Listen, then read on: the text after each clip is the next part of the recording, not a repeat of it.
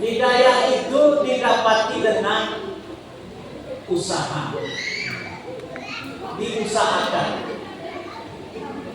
Jadi untuk mencapai hidayah Allah itu pertama diusahakan.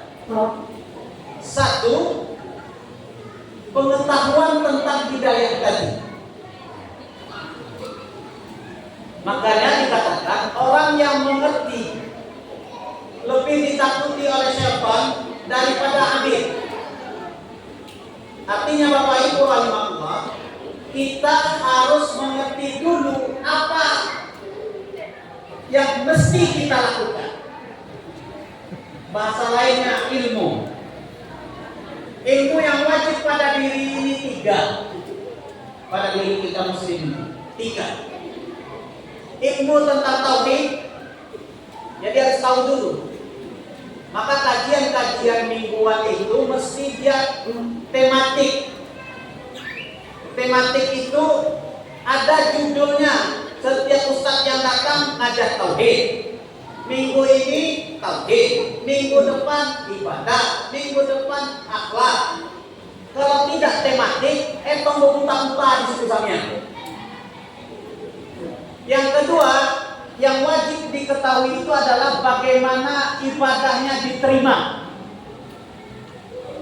Ya, jadi kita mesti tahu ibadah kita ini standarnya diterima apa enggak. Ini mohon maaf Pak ya, mohon maaf Bu ya.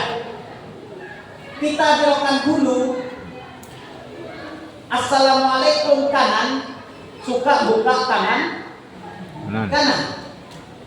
Ya, assalamualaikum kiri, suka buka kanan, kiri. Mohon maaf, dipaham. Ya, assalamualaikum buka kanan. Ya, apa saya agak kesurup dikit jadi nggak bisa melihat betul.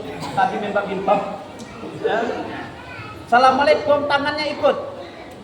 Begini, paham tidak kira ya? Assalamualaikum kiri tangannya juga ikut.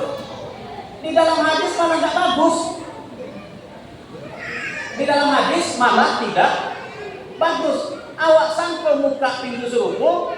Di dalam hadis seperti sholat ekor kuda liar.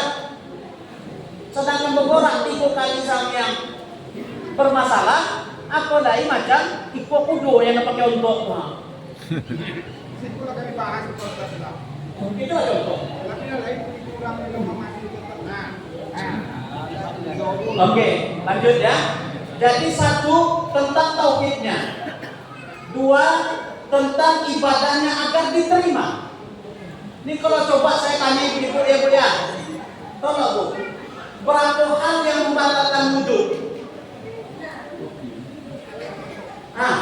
Kemudian kan, jangan-jangan awak semayang itu sedang tidak wudhu. Kenapa? Awak nggak tahu yang membatalkan wudhu. Yang ketiga, wajib kita ketahui bagaimana standar akhlak. Itu 3.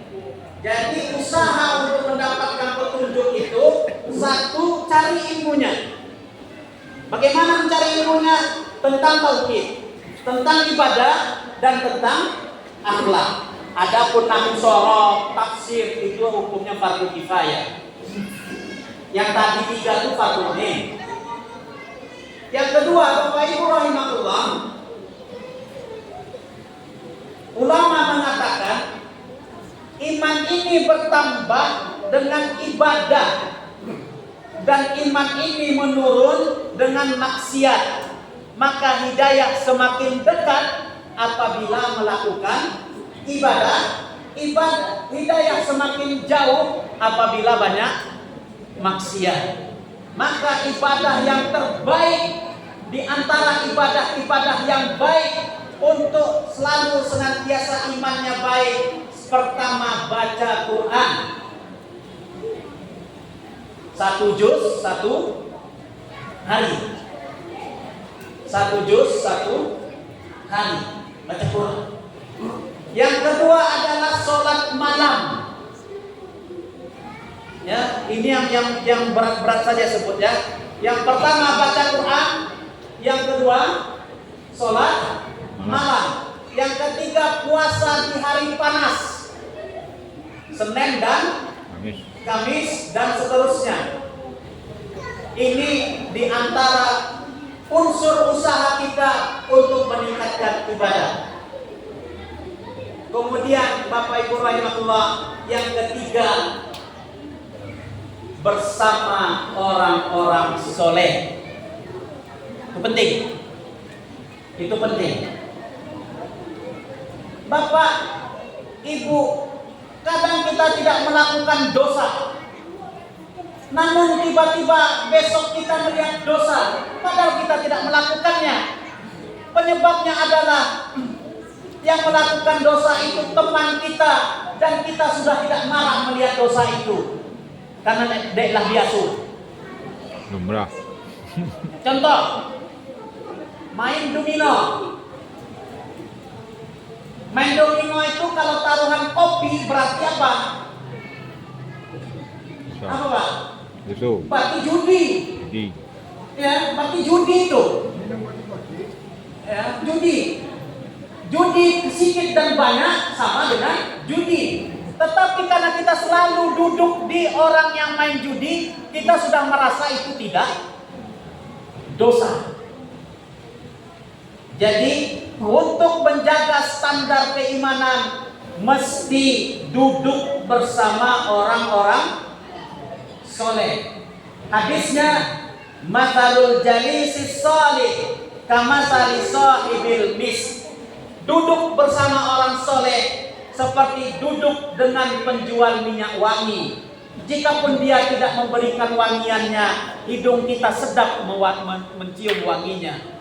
Wa masalul jalisis su, duduk bersama orang-orang yang buruk pekerti seperti duduk dengan tukang besi. Jikapun kita tidak kena percikan api, minimal telinga kita pusing mendengarkan pukulannya. Bising, kaki Habis. ibu. Ya. Satu, cari ilmunya. Dua, usahakan maksimal dalam ibadah. Tiga, duduklah di lingkaran-lingkaran orang soleh. Mungkin itu tuh, mohon maaf lebih dan kurang. Assalamualaikum warahmatullahi wabarakatuh. Waalaikumsalam warahmatullahi wabarakatuh.